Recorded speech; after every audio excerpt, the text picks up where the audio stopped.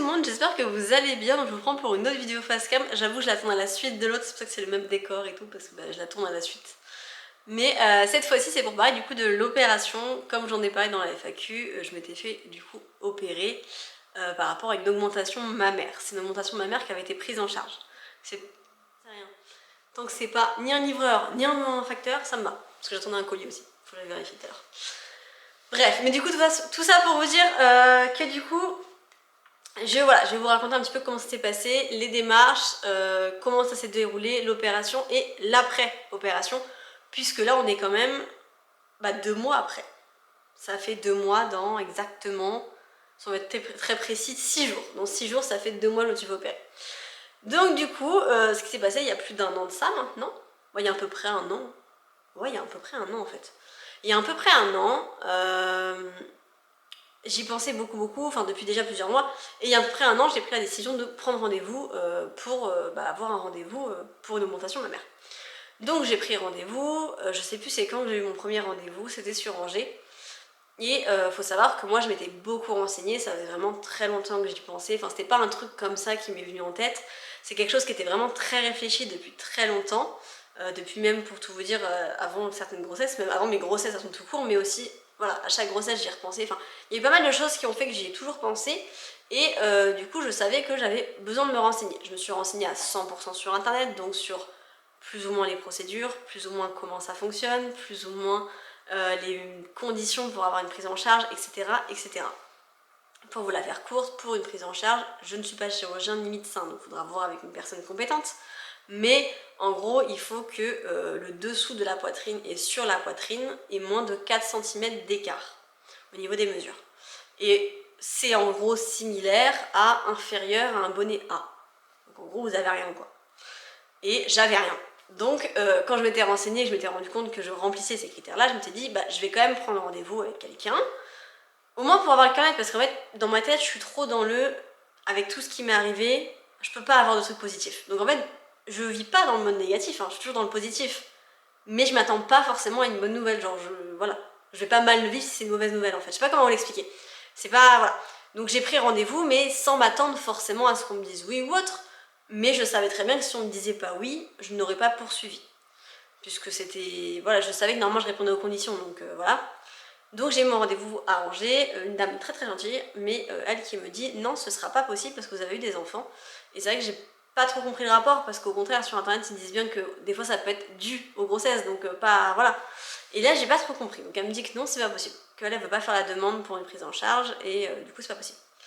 Je sors de ce rendez-vous un peu débitée, donc ça c'était en fin d'année dernière. Je fais le choix du coup de reprendre rendez-vous chez quelqu'un d'autre. Donc cette fois vers Rennes. Enfin, c'est pas vraiment sur Rennes, mais c'est vers Rennes. Et donc je prends rendez-vous par là-bas. Et la dame, du coup, je lui en parle. Et elle me dit que effectivement, au vu de ce qu'elle voit, une prise en charge peut être demandée. Il faut savoir qu'une prise en charge, c'est pas le chirurgien qui vous l'accorde ou qui vous la refuse. C'est un papier que vous remplissez ensemble et que vous envoyez au médecin conseil de votre département pour que lui étudie et dise s'il est ok ou pas ok. Oui, c'est encore un principe, j'ai un peu du mal ce principe-là parce que je pars du principe qu'il y a personne qui sait mieux que la personne qui vous voit. Mais soit. Du coup, la chirurgienne a accepté qu'on fasse ce papier, comme elle m'a dit, elle en fait très peu des autorisations, des papiers pour demander une prise en charge, parce qu'en général, les gens ils en ont un petit peu, vraiment pour pas en avoir du tout, il faut vraiment rien avoir quoi. Ce qui était mon cas, donc j'étais concernée. Donc on a fait la demande, ce qui est rassurant mais qui ne l'est pas, hein. Ça prouve à quel point je partais de rien. Mais en même temps, c'était cool de se dire que potentiellement je peux avoir une prise en charge. Quand il n'y a pas de réponse, c'est censé être un oui. Et j'appelle, du coup, la CPM pour savoir, ils me disent que s'ils ont déjà envoyé une réponse. Sauf que moi, j'avais rien reçu, donc déjà, j'ai pas compris, je suis censée recevoir. Mais bref, je rappelle la chirurgienne et la dame me dit que c'est un refus. Le lendemain ou l'après-midi, je crois, elle m'appelle, elle me dit je viens de recevoir un autre courrier et finalement, c'est accepté. Ok, j'ai pas compris, je vais pas vous mentir, ce jour-là, j'ai pas compris. Donc un autre rendez-vous a été programmé. Parce qu'il faut savoir que le premier rendez-vous, il s'est vraiment résumé à savoir s'il y avait une prise en charge, puisque c'est ce que j'avais expliqué à la chirurgienne, c'est vraiment quelque chose qui m'intéresse, parce que je ne me voyais pas payer des 1000 et des 100, et je voulais vraiment qu'il y ait une prise en charge aussi, dans le sens où je savais que je pouvais répondre aux critères en fait. On n'est pas énormément à pouvoir répondre à ces critères-là, puisque les 3 quarts des gens vont avoir des petits, vont avoir une petite poitrine, mais vont en avoir. Dans mon cas, moi, il n'avait pas du tout, donc c'était vraiment différent. Et du coup, voilà, j'attendais vraiment cette autorisation-là avant de me projeter. Ce qui fait qu'on a fait après un deuxième rendez-vous où là, on a pu vraiment plus parler de tout et se projeter du coup sur l'opération. Donc, bon, finalement, il y avait eu un petit souci, j'ai bien compris, avec les papiers, mais soit l'opération était bel et bien acceptée, il y avait bien un courrier. D'ailleurs, du coup, de préférence, c'est ce que je vais demander de l'avoir, donc j'ai même le courrier signé par le médecin conseil qui prouve que j'ai le droit. Parce que c'est ce que j'ai dit, ça m'a un peu fait peur et j'ai pas trop compris pourquoi il y avait eu accepté, refusé, machin. Donc je préférais avoir un papier carré qui. Voilà. Et elle m'a dit que du coup, elle me l'a donné et du coup, elle m'a dit que c'était ok. Donc on a pu un petit peu parler de la suite. Faut savoir que déjà d'office, moi j'avais demandé à la base s'il y avait moyen de le faire par. Je sais plus c'est quoi le nom, forcément. Mais en gros, on vous prélève de la graisse, on la remet dans la poitrine, ce qui permet de ne pas avoir de choses fausses dans le corps. Clairement, elle m'a dit que c'était improbable. Voilà. Faut savoir que, s'il y en a qui tombent que sur cette vidéo-là, j'ai pourtant pris, bon pas dire beaucoup de poids, ce serait mentir, mais j'ai quand même pris pas mal de poids par rapport à il y a 3 ans de ça. Donc j'étais quand même contente d'avoir pris du poids, mais il faut croire que c'est clairement pas du tout assez, donc c'était pas possible. Donc je sais pas sous quelles conditions réellement cette méthode-là est possible, mais en tout cas moi c'était vraiment inimaginable. Donc du coup c'était forcément par prothèse, ça c'était sûr. Et ensuite, oui, il y a plusieurs prothèses, il y a plusieurs formes de prothèses, il y a plusieurs trucs comme ça, plusieurs tailles forcément. Et j'avoue que sur ce point-là, j'ai pas mis mon mot, parce que je ne voulais pas. C'est ce que j'expliquais à la chirurgienne, je lui ai dit que c'était elle qui avait l'habitude, c'est elle qui fait les opérations, c'est elle qui connaît vraiment, genre chaque prothèse, ça va donner quoi comme résultat ou autre. Et comme je lui ai dit, moi je veux quelque chose de naturel, et je veux quelque chose qui se fasse vraiment joli, mais naturel en fait. Donc je veux pas quelque chose qui soit trop gros, je veux quand même en avoir, parce que je suis partie de rien, le but c'est d'en avoir, mais pas trop gros non plus, enfin voilà, je voulais vraiment quelque chose de correct. Et en fait, je l'ai laissé faire. La seule chose que, on a discuté, mais j'avais pas non plus vraiment le choix, mais en tout cas on a discuté, c'est le fait que ce soit du coup derrière le muscle. Parce que quand elle m'a dit, le mettre devant le muscle, en fait, ça aurait juste fait un truc ultra faux, puisque du coup, j'en avais pas du tout. En fait, ça aurait juste été la prothèse au-dessus, enfin, voilà, ça aurait pas été joli. Donc du coup, moi je voulais vraiment quelque chose de naturel. Donc elle m'a expliqué qu'en fait, il fallait qu'il coupe le muscle pour mettre la prothèse derrière le muscle. Et du coup, alors, ma chirurgienne le fait. J'ai vu sur internet qu'il y en a beaucoup qui le font plus, donc ça doit dépendre. Mais continue d'utiliser des drains pour retirer du coup l'excédé de sang pour pas que ça fasse des hématomes, etc. Donc elle m'avait expliqué qu'elle mettrait des drains. Alors je ne connaissais pas, donc bon, voilà. Et du coup, voilà. Donc l'opération s'est déroulée, je crois, même pas une semaine et demie après. Enfin, c'était pas, c'est très rapide, hein. Franchement, elle avait pas beaucoup de. Enfin, c'était vraiment court les délais, donc c'était vraiment génial. Donc je me suis fait opérer dans une clinique. Du coup, j'avais seulement une brassière à acheter, enfin tout ce qui est médicaments, etc. Mais voilà. Pareil, au niveau des médicaments, j'ai eu l'avantage d'avoir une chirurgienne qui vraiment a anticipé. Genre, j'avais plein, entre grands guillemets, mais de médicaments de précaution en fait. J'avais du je sais plus quoi là, un truc pour les chocs de manière à limiter les hématomes, j'avais du coup l'arnica, j'avais vraiment pas mal de petits trucs comme ça pour éviter les problèmes tout simplement, j'avais de la vitamine pour rester en forme, enfin j'avais vraiment beaucoup de choses et du coup c'était vraiment cool pour le coup parce que je savais que c'était bien encadré en fait. Donc l'opération avait lieu, je devais du coup me présenter, donc c'était un mardi si je me trompe pas, oui c'était un mardi. Je devais du coup me présenter le mardi fin de matinée, c'était ça, oui. Et je devais du coup sortir le lendemain. Voilà ce qui était prévu. Donc comme une opération, on va dire, classique, tout comme d'ailleurs les accouchements programmés, parce que pour ma part, j'ai eu beaucoup de déclenchements, enfin j'ai eu que des déclenchements sauf pour l'ANA.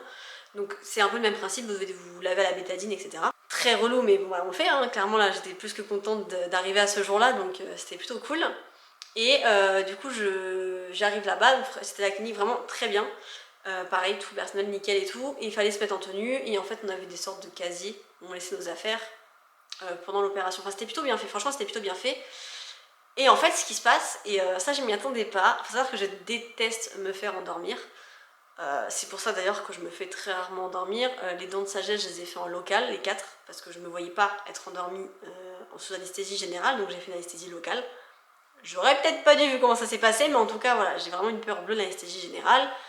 Et la seule fois où je me suis fait anesthésier généralement, c'était par rapport à la grossesse molaire complète.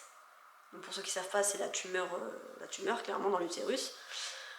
Donc bref, j'avais pas du tout, enfin voilà, et j'en ai pas gardé un bon souvenir de cette opération-là pour la tumeur tromboplastique, puisque du coup, quand je me suis réveillée, j'ai fait une crise de je sais plus quoi, enfin bref.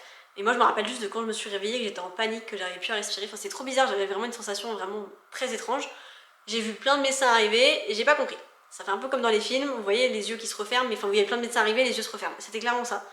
J'ai pas compris ce qui s'est passé ce jour-là, mais du coup j'ai pas des bons souvenirs de l'anesthésie générale en sachant qu'à la base j'ai déjà très peur de ça. Du coup là c'est vrai que ouais, j'étais pas trop sereine, mais je me suis vraiment... J'ai fait en sorte de pas y penser. Donc on me dit de venir et en fait on vous installe directement dans le bloc. Ça pareil, je m'y attendais pas. Je m'attendais à être endormie, je sais pas, dans une pièce et d'être emmenée après. Mais là pas du tout, là vous êtes vraiment dormi dans le bloc quoi. Donc je vais jusqu'au bloc à pied, hein, vraiment je vais en marchant. Et je m'allonge du coup sur la table et en fait on m'endort à ce moment-là. Là pareil, j'avais déjà très peur d'endormissement et ça a pris un peu plus de temps que prévu puisque du coup on a essayé de me piquer donc au bras. Ça n'a pas marché. Non, au bras ça n'a pas marché. Après on m'a refait à la main. Il essayait de mettre le produit et en fait ça buguait donc il était en train de tenir en fait le truc. Et en même temps ils essayaient de mettre le produit. Bref, ça a l'air d'être un peu galère. J'ai fini par m'endormir, heureusement d'ailleurs. Et quand je me suis réveillée, je n'avais plus le truc là j'avais un pansement. Là du coup j'avais un pansement vu que c'était raté. Mais j'avais au-dessus. Donc en fait je me suis fait piquer je pense quand je dormais. Enfin je ne saurais pas vous dire. Mais bref, dans tous les cas tout s'était bien passé, ça c'était plutôt cool. Je me suis réveillée pareil, le réveil c'est vraiment quelque chose que je supporte pas, je trouve ça horrible. J'ai pas fait de crise de panique ni rien donc ça c'était cool. Mais je déteste. En fait j'ai l'impression vraiment d'être ailleurs. Et cette sensation quand on se réveille de l'anesthésie générale, je sais qu'il y en a plein qui adorent, j'avais déjà vu ça sur les réseaux. Mais alors moi, qu'est-ce que je déteste. T'es pas toi-même, t'es dans un monde parallèle, c'est horrible, je déteste ça. Donc bref, j'étais vraiment pas bien ce moment-là, vraiment je vais dire je regrettais, c'est pas vrai, parce que j'ai toujours voulu faire cette opération, mais ouais non, vraiment j'étais pas bien. Je suis remontée du coup en chambre, oui, et là ça a passé plusieurs heures où je m'endormais, je me réveillais, enfin j'étais vraiment ailleurs. J'avais pas le droit de me lever à la base, mais c'est un peu comme l'accouchement, c'est que normalement vous devez faire le premier lever avec quelqu'un. C'est quelque chose que, je vais pas dire que j'aime pas, parce que ce serait faux, mais en mode je me vois pas rester comme ça en fait. Donc du coup très rapidement je veux me lever pour y aller toute seule en fait. Donc j'appelle quelqu'un, on fait le premier lever ensemble, déjà parce que c'était hors de question qu'on mette un truc pour aller aux toilettes ou quoi en dessous de moi, enfin c'est hors de question, je voulais aller dans des vraies toilettes normales, voilà. Donc je me lève très rapidement, j'ai dû me lever, je crois que je suis partie en salle opératoire vers 14h je crois, 15h je sais plus. Mais très tôt, enfin franchement je suis pas partie tard, hein. J'ai pas attendu trop longtemps. Et juste avant l'opération c'est vrai qu'elle avait fait des marques aussi sur mon corps, voilà comment ça s'est passé. Elle m'avait fait plein de quadrillages, donc j'avais revu la chirurgienne avant, hein. Elle m'avait fait plein de petits quadrillages de machin là, et ensuite du coup, je retourne en salle d'attente et ensuite du coup j'ai fait l'opération. Mais l'opération a pas duré très longtemps, j'ai plus les horaires parce que c'est vrai que je les ai même pas, j'ai pas pensé à les noter ni rien, mais en tout cas je suis remontée en chambre je crois vers 19h, un truc comme ça, et mon premier lever j'ai dû le faire vers 20h quelque chose. Je l'ai fait vraiment très rapidement parce que j'avais pas du tout envie d'attendre. Du coup j'ai fait le premier lever avec quelqu'un, ça s'est bien passé. Et donc le truc qui était galère c'est que j'avais des drains, donc en fait j'avais 2 tuyaux de chaque côté avec des petits trucs. Je vous ai déjà montré d'ailleurs sur Insta si vous me suivez au moment de l'opération. Mais du coup j'avais des petites bouteilles là de chaque côté. Donc ça c'était un peu chiant parce que pour se déplacer fallait les porter. Fallait du coup prendre les fils aussi, enfin fallait pas que ça traîne quoi. Et en plus de ça, voilà, je venais de me réveiller l'anesthésie, j'avais quand même un peu mal, mais c'était largement supportable. Je m'attendais à une douleur franchement 10 fois pire. Du coup, à partir de ce moment-là, j'avais le droit de me lever du coup toute seule, donc ça c'était plutôt cool. Et après, j'ai plus besoin du coup des infirmières. Elles devaient juste venir faire les relevés pareil au niveau des drains, voilà, être sûre par rapport au sang, etc. Et ça s'est bien passé. Je dirais juste que j'avais mal en fait au drain. J'avais mal du coup au drain droit parce qu'en fait, il passait par-dessus la brassière, parce que du coup, j'avais une brassière qui avait été mise forcément et j'avais pas le droit d'enlever. Et en fait, le drain passait par-dessus la brassière et en fait, il me faisait extrêmement mal à la peau, etc. Enfin, il était vraiment pas agréable ce drap. Je sais pas pourquoi, mais c'était pas agréable. Et pareil, le côté gauche me faisait pas mal, mais le côté droit me faisait mal. Et le côté gauche, vraiment, je n'ai jamais eu mal, hein, clairement jamais. Côté droit, j'ai eu un peu mal. Alors d'office, on m'a donné de Doliprane quand je suis rentrée en chambre, donc je les ai pris. Mais c'est vrai que le lendemain, on m'a demandé, et c'est ce que j'ai dit, j'en voulais pas en fait. Déjà parce que je suis pas très médicament, et que je pars du principe que pour en prendre, il faut vraiment être au bout en fait. Et là, clairement, c'était une douleur, mais c'était tranquille, enfin, c'était supportable. Donc je voyais pas trop d'inconvénients. Le mercredi matin, la chirurgienne devait passer, mais finalement, elle n'a pas pu passer. Donc j'ai vu que les infirmières, et elles ont refait le relevé des drains, elles m'ont changé le drain droit, qui avait perdu pas mal de sang, et retour à la maison. Du coup, je suis rentrée, je crois, dans l'après-midi, un truc comme ça, enfin bref. Donc j'avais une infirmière qui devait venir à domicile tous les 3 jours pour refaire les pansements, mais il fallait faire un relevé de drain tous les jours, de manière à ce que, une fois que c'est 3 jours avec moins de 10 minutes d'écoulement, on pouvait les enlever, un truc comme ça, bref. Pas le droit de conduire, etc. mais il s'avère que je me suis retrouvée seule le lundi et du coup j'ai emmené les filles quand même à l'école avec. De toute façon, il n'y a pas de loi sur ça, hein. Il n'y a pas de texte de loi qui dit si on peut conduire avec des drains ou pas, mais du coup j'ai pas eu le choix. Faut savoir que la technique que la chirurgienne m'avait donnée, qui était vraiment plutôt pas mal, c'était d'avoir un sac, vous savez les sacs en tissu, et vous les mettez dedans. Et c'est vrai que moi j'avais fait ça parce que du coup c'était le conseil de la chirurgienne, et c'était vraiment bien, c'était vraiment bien. Du coup j'avais ça, et je m'étais mis un manteau long, ce qui fait que ça se voyait pas, et voilà. Et dans la voiture c'est pareil, en fait je l'ai gardé en mode un sac sur mes genoux, en fait, enfin c'était accroché du coup, parce qu'il était à l'intérieur de moi, mais voilà, et je conduisais et ça n'a jamais posé de soucis. Après j'ai pas des longs trajets, j'ai à peine 1,5 km à faire, enfin voilà, c'est pas des trucs de ouf, hein, mais moi j'avais pas le choix, fallait que je les emmène à l'école, parce que je m'étais dit pour me reposer, c'est beaucoup mieux que je me repose en étant seule chez moi, qu'avec les 3 enfants. Parce qu'effectivement, s'ils avaient loupé l'école, c'était pas très grave, mais bon, voilà. Et du coup, ouais, je me suis retrouvée seule, je sais plus combien de temps, enfin tout le week-end sûr et le lundi, je crois, un truc comme ça, bref. Mais c'est pas grave, ça s'est fait. Et on m'a enlevé les drains. En fait, le dimanche soir, je sentais qu'il y avait un truc qui n'allait pas dans le drain droit. Je le sentais parce qu'en fait, le tuyau du drain gauche, il était transparent. Une fois qu'il n'y a plus de sang, bah, il devient transparent. Le tuyau du drain droit, il était rouge, mais rouge hyper foncé, donc vraiment du sang. Et en fait, au niveau de la sortie, il n'y avait rien qui sortait. Et je me suis dit, il y a un truc qui va pas. Mais j'ai pas osé appeler en me disant, je vais pas embêter les infirmières un dimanche pour ça. Ça va le faire. On avait fait le relevé le matin au téléphone et tout, enfin voilà. Mais ça va le faire. Et en fait, le lundi matin, je me réveille. Il faut savoir que j'avais toujours pas le droit d'enlever ma brassière. Donc du coup, je me rends juste compte en fait en m'habillant, qu'en touchant en fait la brassière dans le dos là, je sens plein de sang. Et plein de sang sur ma main. Je me dis, il y a un truc qui va pas. C'était pas censé être ça. Donc j'appelle et ils me disent que finalement, donc, ils vont changer, parce qu'ils devaient passer dans la matinée quoi qu'il arrive. Hein. Mais qu'ils allaient changer le planning pour passer un peu plus tôt, pour être sûr quand même qu'il n'y avait pas un problème. Donc je dépose juste les petits à l'école et enfin pas peu de temps après, je sais plus quelle heure, mais en tout cas la dame vient pour du coup les retirer, parce que quoi qu'il arrive, il faut les retirer si ça saigne, enfin s'il y a un problème. Donc il n'y avait pas le choix de toute façon. Celui de gauche, dans tous les cas, était bon au niveau des mesures, celui de droit également, mais il était bon parce qu'en fait il était bouché, donc forcément ça pouvait pas passer. Donc du coup on me retire, je sais plus, on a commencé par le droit, et en fait ça saignait, mais ça saignait pas mal si j'ai bien compris. Alors je me rends pas compte, moi je suis pas infirmière, donc c'est vrai que j'ai pas cette notion de savoir si ça saigne beaucoup ou pas, mais en tout cas elle me dit que ça saignait quand même pas mal. Donc elle me fait des gros pansements, elle mettait pas les pansements qu'on avait prévus, des gros trucs, etc. Et on passe à l'autre côté, et le temps qu'on passe de l'autre côté, en fait celui-ci avait vraiment plein de sang. Donc du coup elle me met carrément une mèche, et elle me refait un pansement, et j'avais rendez-vous le jeudi avec la chirurgienne. Donc du coup elle me replace, on a refait un rendez-vous je crois. Donc elle m'avait dit pareil de la recontacter lundi après-midi s'il y avait un problème ou quoi. Enfin elle était vraiment hyper, vraiment les infirmières j'ai trouvé, elles étaient hyper à l'écoute, hyper gentilles. Et enfin vraiment trop bien. Et donc du coup l'infirmière revient le lendemain, et en fait quand elle voit que enfin c'est une autre infirmière, mais c'est un cabinet où il y en a plusieurs, elle m'a dit que justement que sa collègue lui avait expliqué le problème, et du coup quand il ouvre le pansement il y avait quasiment pas de sang, et du coup elle a été hyper rassurée parce qu'elle m'a dit que sa collègue était très inquiète, et je me dis je peux que comprendre parce que vraiment ça a saigné quand même pas mal, et c'est pas normal. Et en oui, l'explication aussi qu'il y a eu, c'est que en fait ça coulait déjà de base ici, parce que le drain en fait s'était enlevé.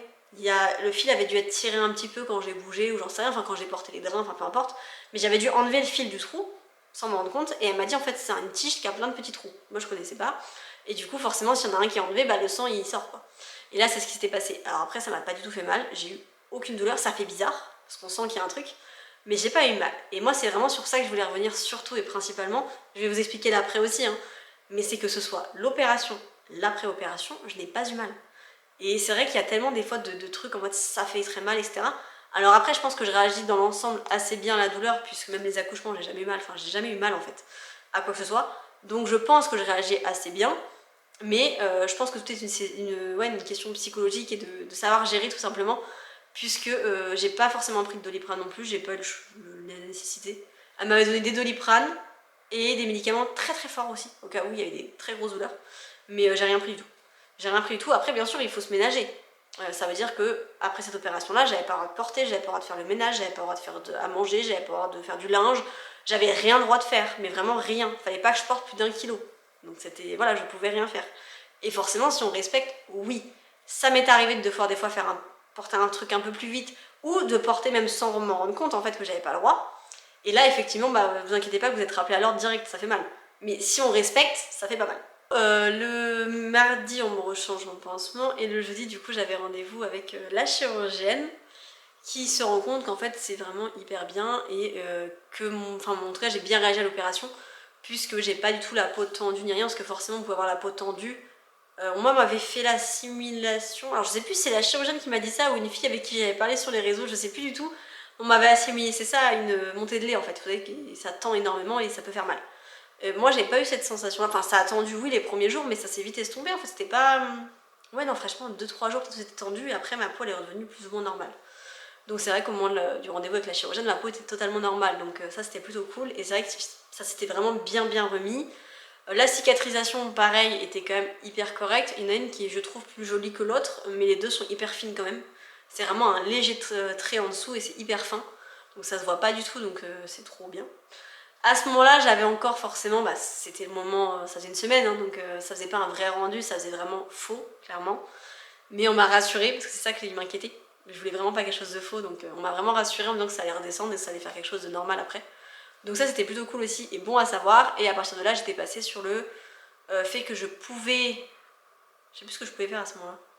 Je sais plus mais j'étais à la... C'était entre deux. Genre fallait que je fasse attention mais je pouvais refaire des choses. Je sais plus. Je saurais même plus vous dire. J'ai vraiment la mémoire courte. Et du coup ça s'est plutôt bien passé également. Donc toujours pas le droit de faire du sport bien sûr. Voilà, il y a des trucs où forcément il n'y a pas le droit. Et il faut toujours faire très attention. Pareil, porter, fallait éviter. Ce qui a beaucoup inquiété également la chirurgienne et les infirmières pour le coup, c'est le fait que j'avais des enfants et que j'étais seule.